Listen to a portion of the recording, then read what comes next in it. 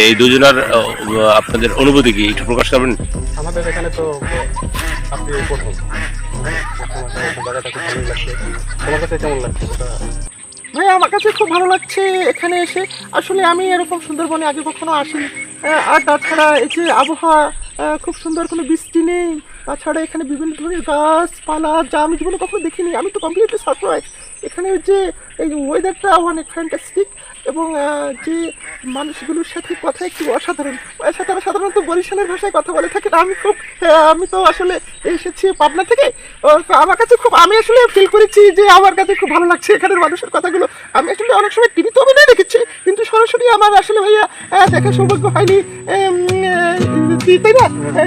আরে তারপরে ভাইয়া এখানে এসে এই যে পাখির ডাক, তুমি চুপ করে, তুমি কথা বলবো না। এই তো তোমাকে আমি বিয়ে করেছি না, তুমি আমার কথা শুনবো। তোমার কথা দিয়ে আমি কি বলছি, আমি তো তোমাকে এখানে আসার কথা বলছি যে এখানে আমাদের নতুন বিবাহ হয়েছে।